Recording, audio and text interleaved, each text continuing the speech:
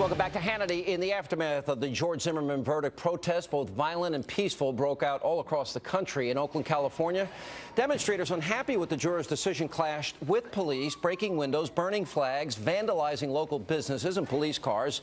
And while some were calling for calm, many celebrity athletes actually seemed to be advocating violence, including New York Giants wide receiver Victor Cruz. Now, the Big Blue player tweeted, quote, thoroughly confused, Zimmerman doesn't last a year before, quote, the hood catches up to him. He wasn't alone. Roddy White, Atlanta Falcons wide receiver, also seemed to be fueling the fire. He wrote on Twitter, all them jurors should go home tonight and kill themselves for letting a grown man get away with killing a kid. Both athletes later came out and apologized for their tweets, but a little, too late. Here with reaction to this and more, New York Civil Rights Coalition Michael Meyers and Sirius XM radio host David Webb. Then you got Joe Madison and the NAACP convention, which is about 30 minutes away. He said in this particular, nothing more than a modern-day lynching. Reaction. These guys started, when I say these guys, Hollywood, the entertainers, from the initial event 17 months ago. They live in that bubble, Sean. They live in that absolute bubble where they can say anything. The problem is an apology doesn't mitigate what they've said because it incites others to either react, and I get all this kind of hate, the same thing for going on and saying due process, let's deal with the issues.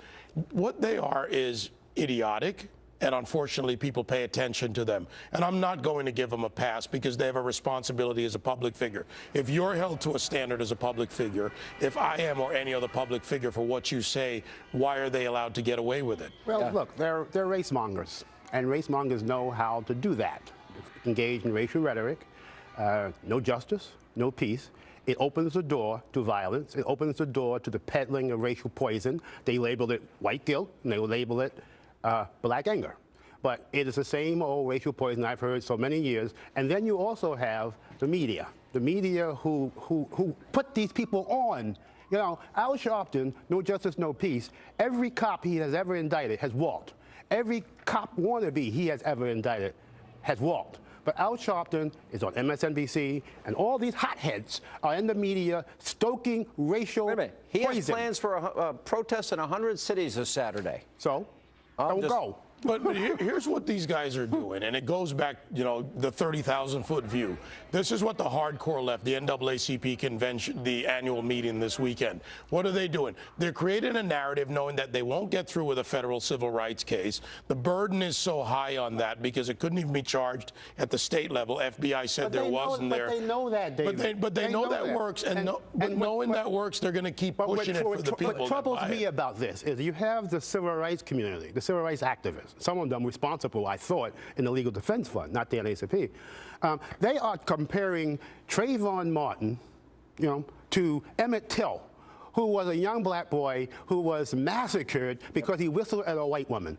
They are, in the civil rights context, are claiming that a person does not have the right to a fair trial. Does not have a right to due process of law. That used to be civil rights. Does George Zimmerman, who had a black girlfriend, took a black woman to his prom, that mentored black children in his home, that invited people that were minorities into his home. George Zimmerman does that fit the profile of a black? Look, George Zimmerman. I would go beyond that, and I'll inject two things into this. They say Zimmerman is white because he's half white in parentage, Hispanic. But they accept Obama as black when he has a white parentage. He's white black. Right. Based on this. But here's where it goes.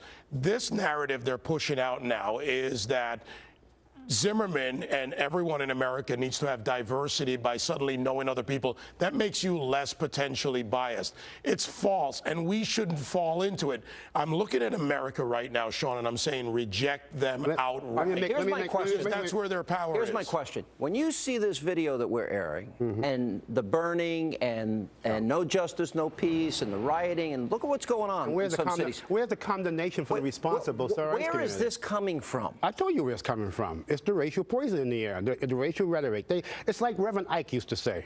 He used to sell prayer cloths and healing oils, and he said, You can't lose with the stuff I use. These guys can't lose the stuff they use because, well, as long as they have that racial rhetoric, they'll get back to meet the press. They'll get the fame, they get the glory, they get the New York Times quotes.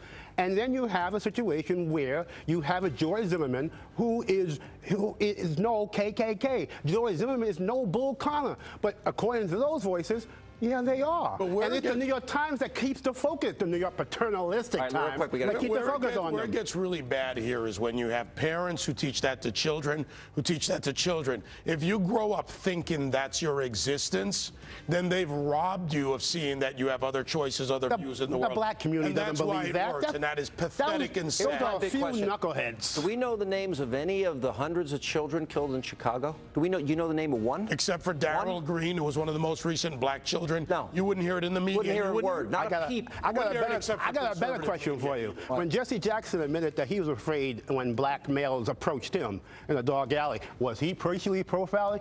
Was Jesse Jackson being racist? Great question. All right, guys, good to see you both. People are hypocrites. Appreciate it.